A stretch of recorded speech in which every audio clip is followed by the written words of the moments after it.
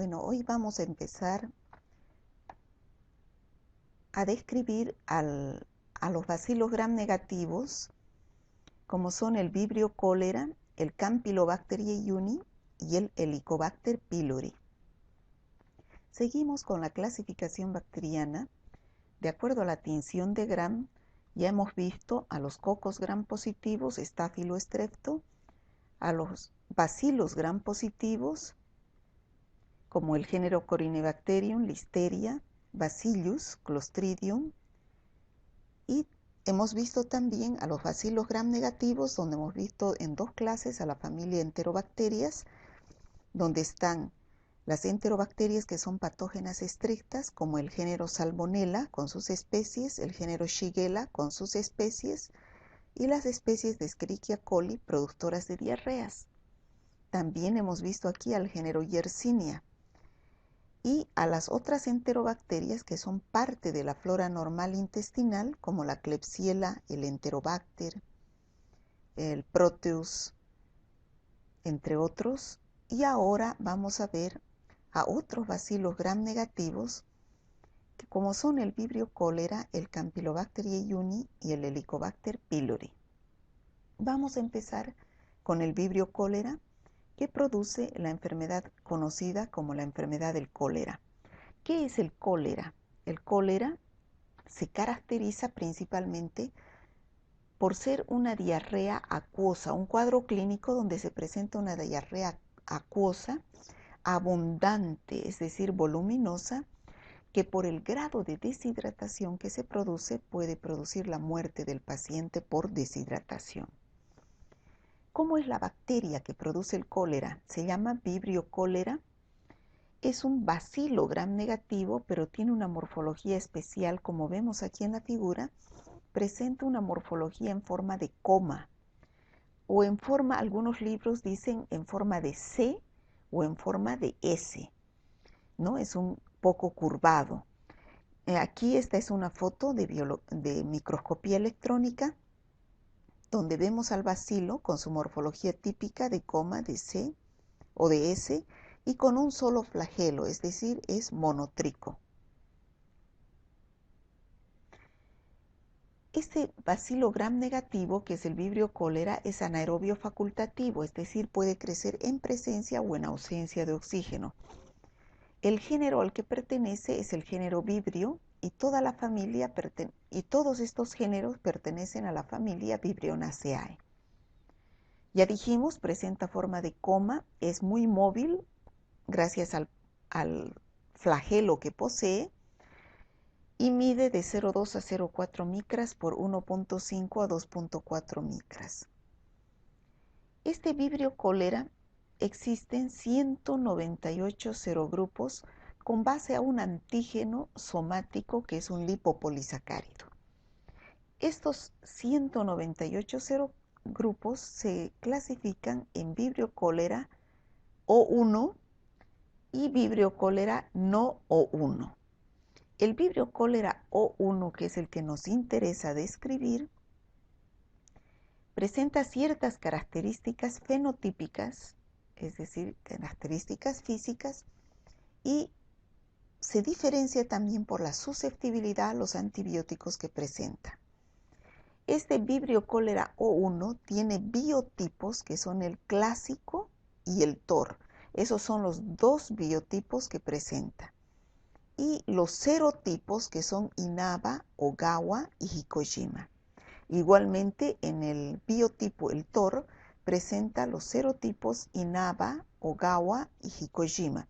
Se llaman así porque fueron descubiertos por un autor japonés, por un investigador japonés. Y los serotipos del Vibrio cholera no O1, que se caracterizan por tener un antígeno somático O139. Vamos a hablar del Vibrio cholera O1, que son los que producen la enfermedad del cólera. Su acción patógena es debido a ese único flagelo que poseen, que le da el movimiento característico. Pero además tienen una adhesina, a lo cual deben su adherencia a las células del epitelio intestinal. El biotipo, el TOR, produce una hemolicina que es causante de la destrucción de los glóbulos rojos.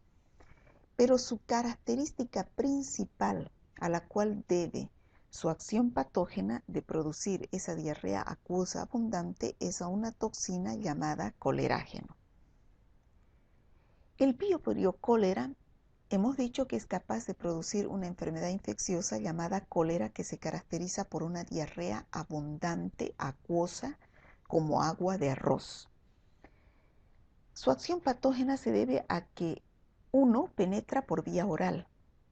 2. Es decir, a través del agua y alimentos contaminados. Puede sobrepasar la barrera gástrica. Es decir, vence a la acción del ácido clorhídrico del estómago y sobrepasa la barrera gástrica.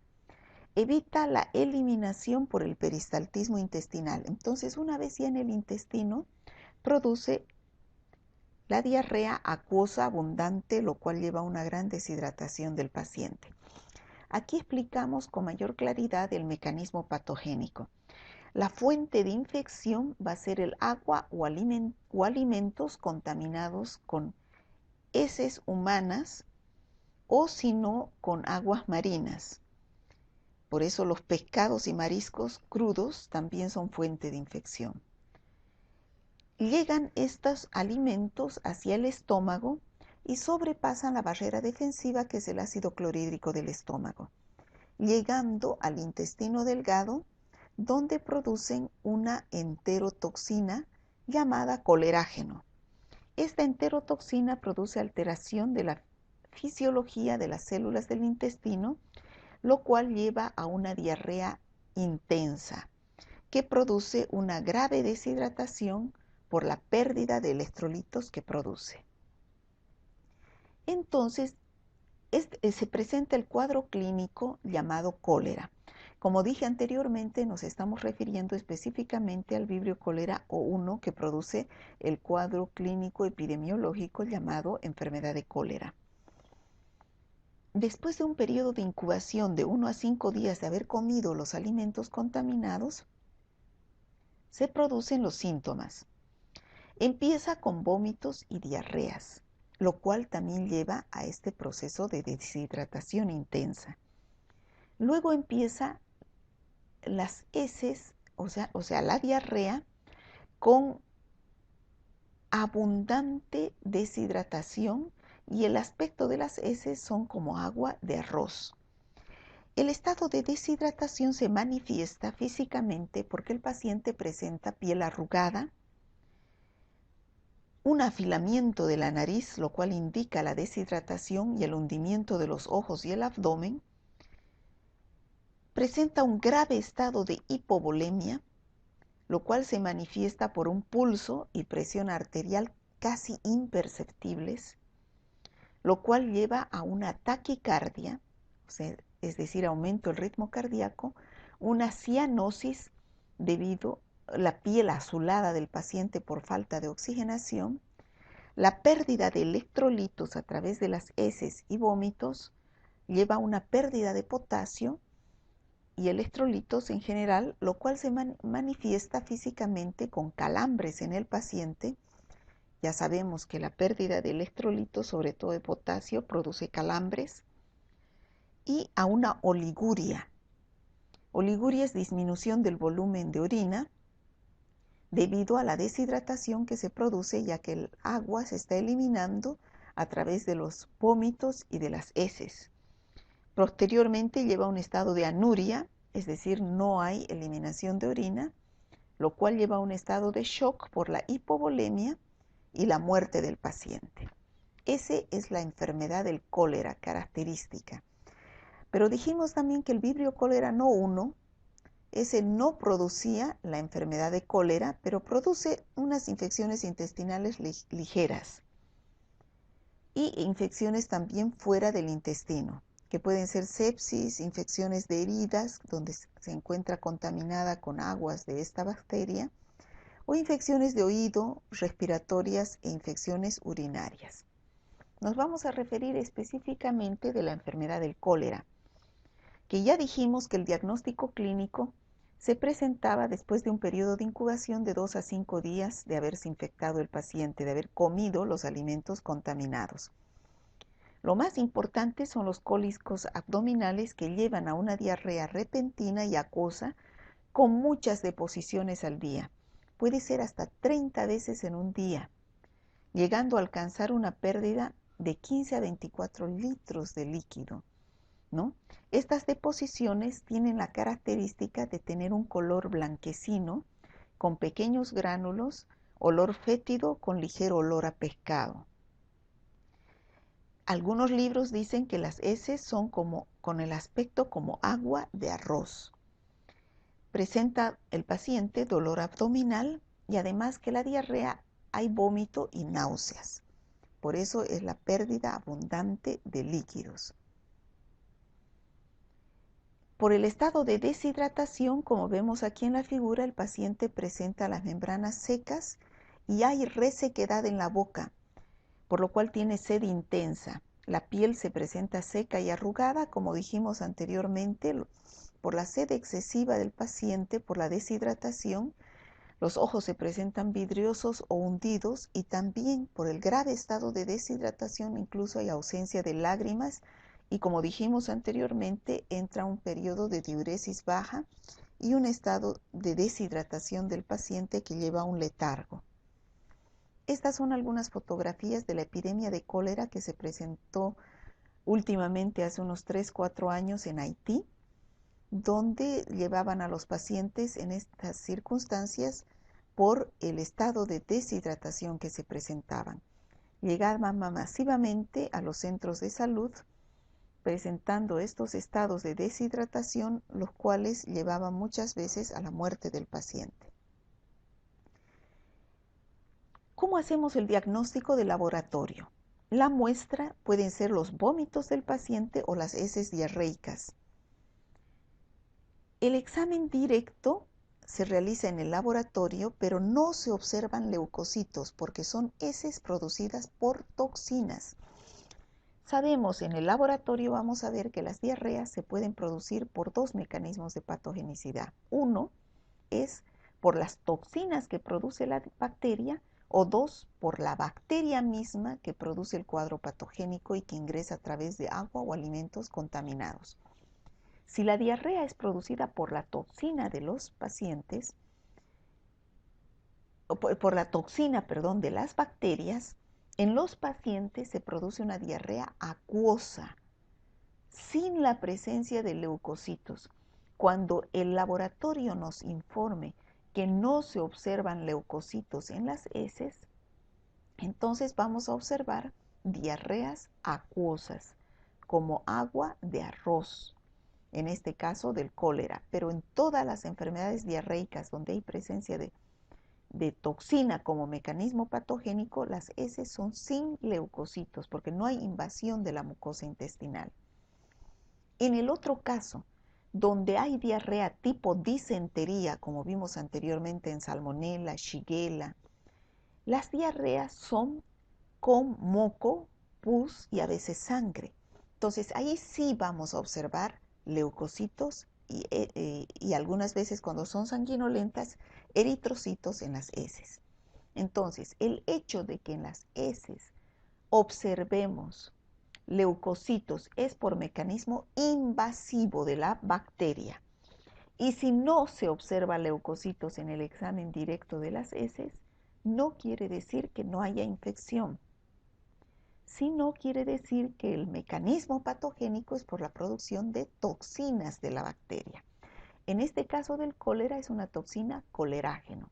En el caso de la Escherichia coli es la Escherichia coli enterotoxigénica, que es la diarrea de los viajeros, que no produce toxina y por lo tanto no se observan leucocitos en las heces. Luego observamos también la producción de toxina en los primeros cuadros de la shigellosis, es decir, de la disentería bacilar producida por Shigella.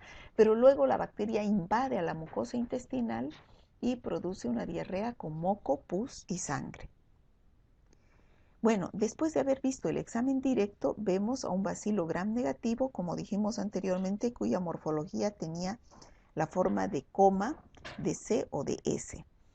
El medio de cultivo no es cualquier medio de cultivo, sino es un medio de cultivo especial llamado agar TCBS, tiosulfato, citrato, bilis y sulfato, ¿no? Ese es el significado de las letras, ¿no? En la tinción de Gram, como dijimos anteriormente, vamos a ver este bacilo en forma de C o de S. Y ese es el agar TCBS, donde vemos las colonias de color amarillo por la fermentación de la bacteria que produce al azúcar. Ya dijimos que la enfermedad que se produce es la enfermedad de cólera, que es una infección que debe ser de notificación inmediata a las autoridades de salud por la epidemiología de la infección. En cuestión de horas puede producir la muerte de los pacientes y por la deshidratación que se produce, como dijimos anteriormente, y además de que la bacteria produce cuadros de epidemia. Rápidamente se produce el contagio y puede producirse en múltiples casos en cuestión de horas.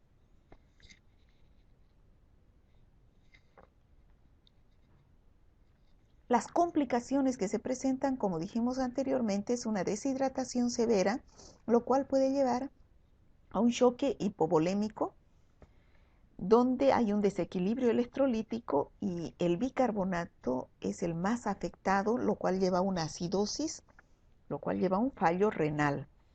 La hipopotasemia que se presenta por los cuadros de deshidratación, es decir, la pérdida de electrolitos entre los cuales está el potasio, por pérdida a través de las heces y de los vómitos, llega a producir calambres musculares, lo cual lleva también la deshidratación a una insuficiencia renal y la muerte por deshidratación.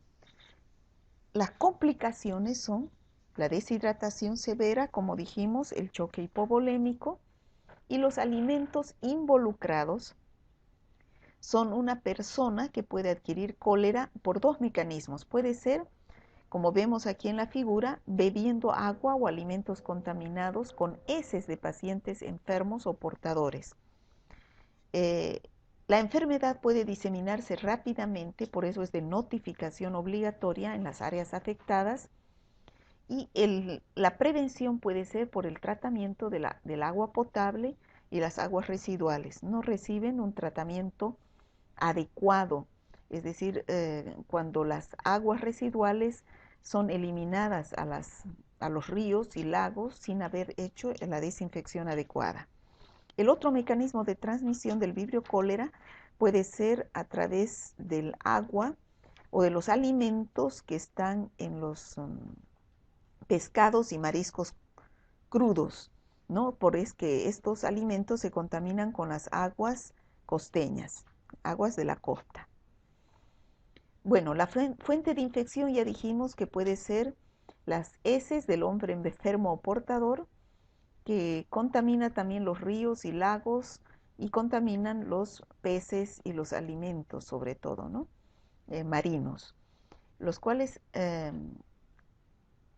la bacteria que es el vibrio cólera se encuentra en estas heces o vómitos de los pacientes enfermos o portadores convalecientes, los cuales están eliminando la bacteria durante largo tiempo después de su infección. Puede ser meses hasta un año. Existen portadores crónicos que presentan la bacteria durante mucho tiempo, sobre todo en la vesícula, se almacena en la vesícula biliar, donde van eliminando en forma intermitente, es decir, a veces sí, a veces no, a través de las heces. La transmisión, como dijimos anteriormente, puede ser por contacto directo, sobre todo aquí es el personal de salud que no se lava las manos, entonces puede ser a través de agua y alimentos contaminados, y el contagio indirecto, como dijimos anteriormente, a través de agua y alimentos contaminados con los viriones. La profilaxis, es decir, la prevención, es el tratamiento precoz de enfermos y portadores, es por eso que es una enfermedad de notificación obligatoria para que el personal de salud esté alerta a los casos y se haga un tratamiento precoz de estos enfermos y portadores y no sean una fuente de infección para otros pacientes. La vigilancia de los viajeros en los aeropuertos y en las terminales de ómnibus para que no se produzca epidemias por el traslado de pacientes de un lugar a otro, en los lugares sobre todo donde hay epidemias, y educación sanitaria, que el paciente esté interiorizado de que existe esta bacteria y los cuadros de diarrea que produce, lo que en cuestión de horas puede llevarle a un estado de deshidratación que puede llevar a la muerte. Como ya dijimos anteriormente, las medidas sanitarias son importantes. La más importante, lavado de manos, sobre todo en personal de salud y pacientes enfermos y portadores. Y lo más importante, la desinfección de las aguas residuales, es decir, las aguas de los alcantarillados que van a lagunas, a lagunas sanitarias, donde se debe proceder a la desinfección de estas aguas para recién ser eliminadas a los ríos y a los mares, ¿no? Existe una vacuna, pero esta vacuna solamente da inmunidad durante 3 a 6 meses, que se aplica en casos de epidemias para proteger a la población que todavía no se ha infectado. Aquí tenemos fotos de epidemias de cólera en Haití, donde fue la última epidemia de cólera que se presentó después de un terremoto que hubo hace unos 3, 4 o 5 años, no me acuerdo exactamente, donde vemos a los pacientes que reciben el tratamiento de hidratación a través de sueros por el grave estado de deshidratación que presentan, y aquí tenemos a los baldes donde se reciben los vómitos de los pacientes infectados, ¿no? El tratamiento, lo más importante, es la hidratación del paciente. Por el grave estado de deshidratación que se presenta, pueden llegar a tener pérdidas intensas. En ese caso, la hidratación va a ser por vía endovenosa de agua y electrolitos de suero, sobre todo suero fisiológico o suero Ringer, que son los que tienen electrolitos, a razón de 50 a 100 mililitros por minuto. Eso quiere decir que no es a goteo. A goteo es cuando es 60 gotas, 40, 60 gotas por minuto. No. En el caso del cólera y la deshidratación sea grande, es a chorro, o sea, se abre totalmente la llave de paso del suero, de la manguera del suero, y debe ser a razón de 50 a 100 mililitros por minuto. Y en caso de pérdidas moderadas, entonces va a ser por vía oral. Se debe dar antibiótico al cual la bacteria es sensible, sobre todo se dan las tetraciclinas como son la oxitetraciclina, también se pueden dar las sulfas, trimetoprim, sulfametoxazol, el cloranfenicol o la furazolidona. Y otras medidas importantes que se debe hacer son la corrección de las alteraciones que produce como consecuencia de la deshidratación que se produce, como por ejemplo la hipoglicemia. Entonces el paciente entra en un estado de acidosis, ¿no? Son criterios de alta del paciente en una epidemia de cólera, una ingesta oral adecuada, es decir, donde el paciente ya puede consumir 1 litro por hora de agua, de líquidos, o un flujo urinario normal en un paciente que está en terapia, por ejemplo, se mide la cantidad de líquidos que está ya eliminando por la orina, entonces debe ser mayor a 40 centímetros cúbicos por hora, y el flujo de diarrea máximo debe ser 400 centímetros cúbicos por hora. Existe, ya dijimos, la vacuna contra el cólera que fue descubierta en el año 1885 en España. Está compuesta por cepas de Vibrio cólera serotipo el TOR. Los datos estadísticos que tenemos sobre epidemias de cólera fue en el año 91 en Perú, en el año 96 con grandes casos de defunciones inclusive, en América Latina en el año 1997 en Brasil, en el Cono Sur con 641 casos, y en Bolivia hubo en el año 1998 una epidemia de cólera donde se notificaron 467 casos.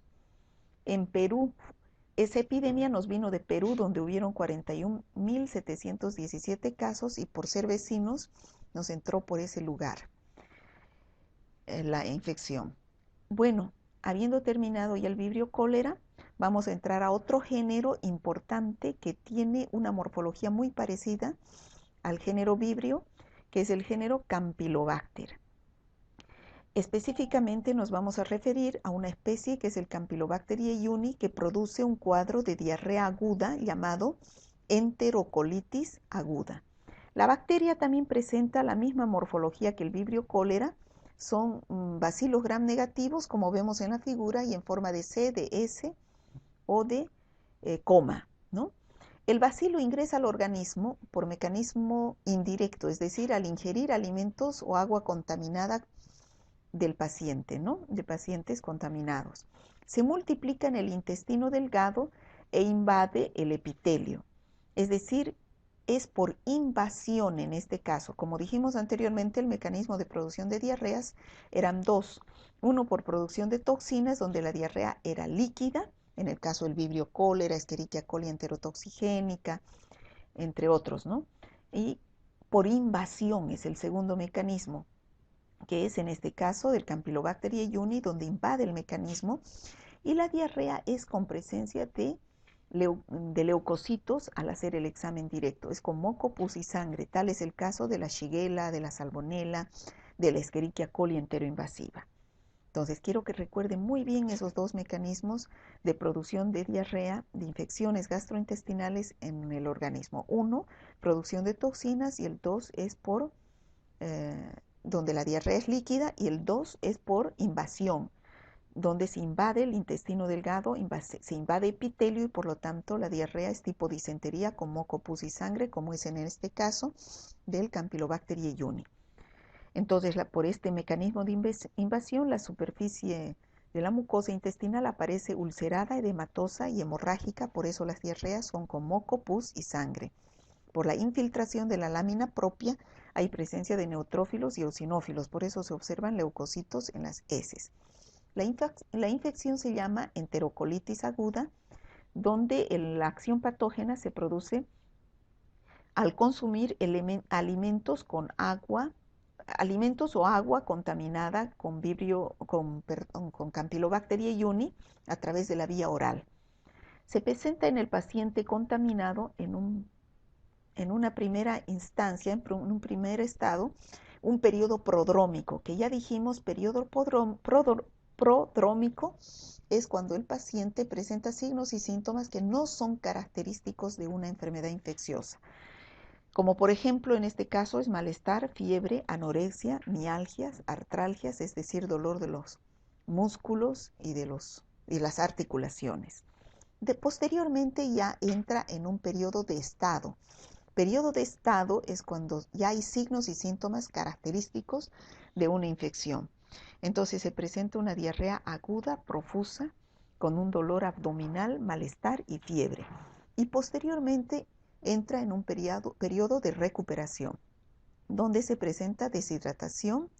El paciente, por ese estado de deshidratación, se presenta débil, con dolores abdominales y vómitos, pero aquí la diarrea es tipo disentería, con moco y sangre por el estado de invasión que presenta la bacteria a las heces.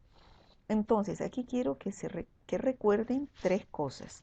Uno, que en cualquier enfermedad hay estos tres periodos: periodo prodrómico, signos inespecíficos; periodo de estado, que es los signos específicos de una enfermedad; y el periodo de recuperación, que es el periodo de convalecencia. En otros casos no hay este periodo de recuperación, y directamente el paciente muere, es decir, un periodo de muerte del paciente.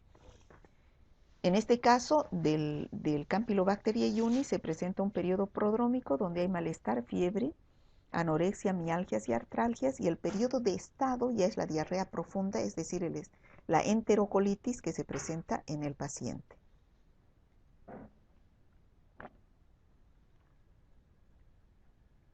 Hablando de la epidemiología de la enfermedad, el Campylobacter jejuni se encuentra en el tubo digestivo de las ovejas, vacas, cerdos y cabras. Es decir, que la fuente de infección está en las heces de los animales. No está como en los anteriores casos de la Shigella, Salmonella, Escherichia coli enteropatógena, enteroinvasiva, enterotoxigénica, enteroagregativa, donde la fuente de infección son las heces humanas. Aquí la fuente de infección son las heces de los animales, es decir, es una antropozoonosis. Y la transmisión puede ser directa o indirecta.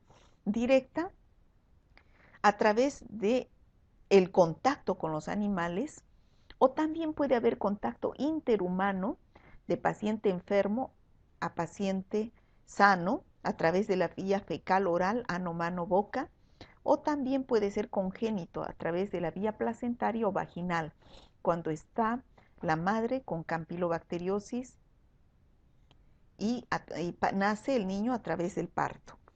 O indirecto a través de agua o alimentos contaminados con heces de animales que dijimos anteriormente, o la manipulación de los portadores, que preparan sobre todo alimentos.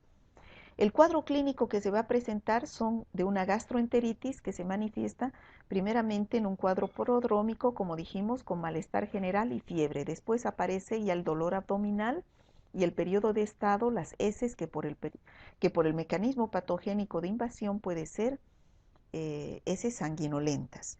El tratamiento ya dijimos que debe ser la hidratación y el tratamiento con antibióticos, sobre todo la eritromicina y las tetraciclinas y quinolonas para tratar el cuadro de gastroenteritis que se presenta, y en los niños amoxicilina con ácido clavulámico, o también puede ser aminoglucósidos como gentamicina, amicacina.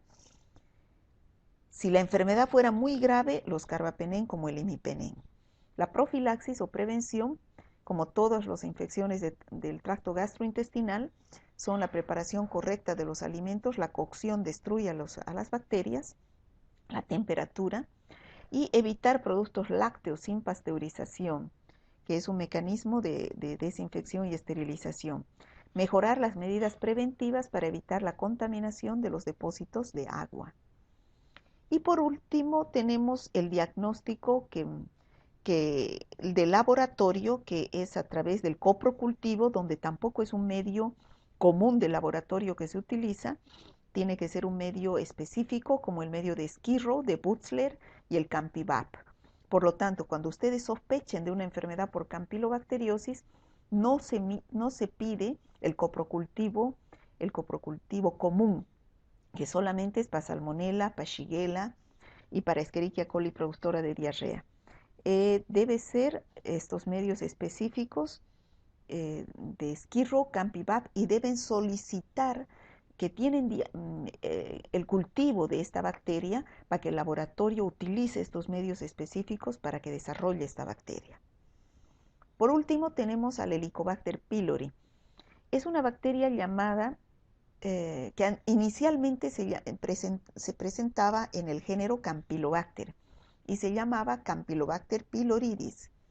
Después cambió a Campylobacter pylori.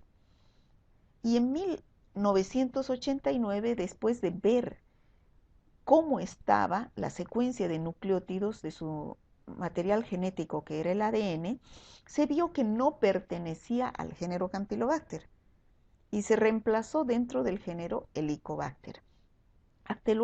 Actualmente se llama Helicobacter pylori, que viene del latín pylorus, que significa guardabarrera, porque hace referencia al píloro, que es la apertura circular del estómago que conduce al duodeno, porque las infecciones que produce generalmente se presentan a nivel de estómago e intestino.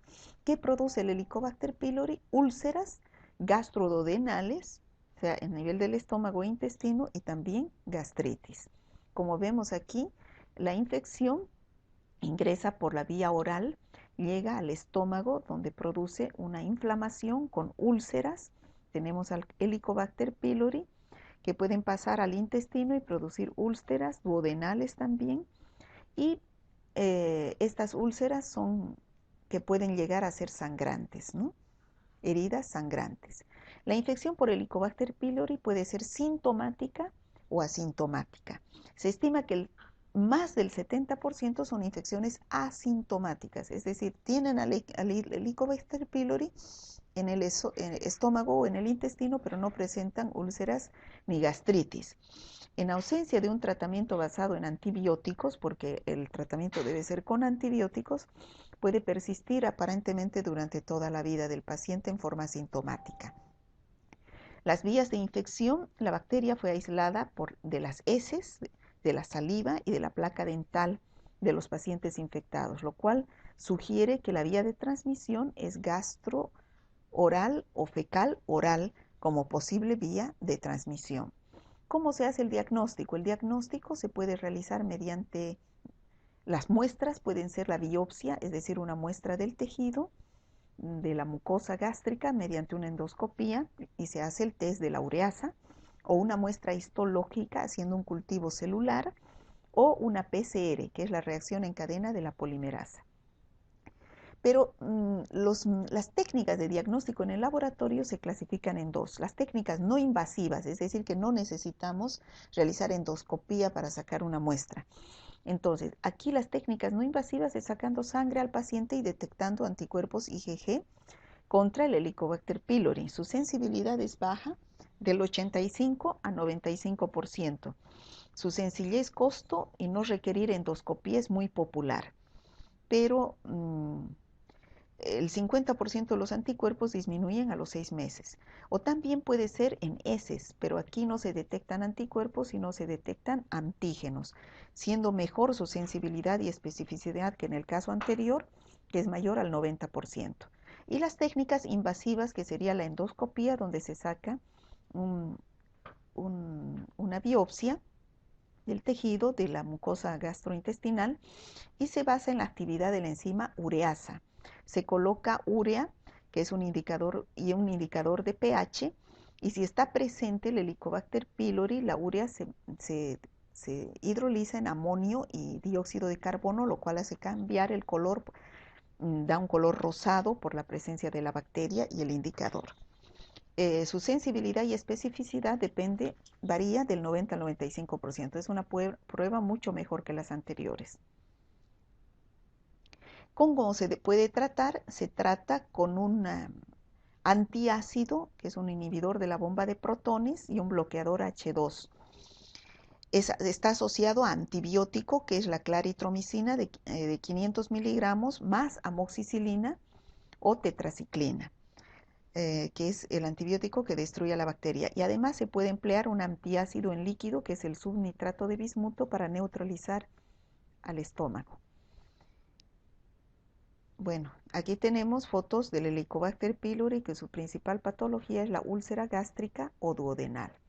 Bueno, con este mensaje que Dios supo escoger bien a los angelitos y te escogió a ti como, como un ángel para cuidar la salud de los pacientes. Y esa misión hay que tomarla muy en cuenta y con mucha responsabilidad. Muchas gracias.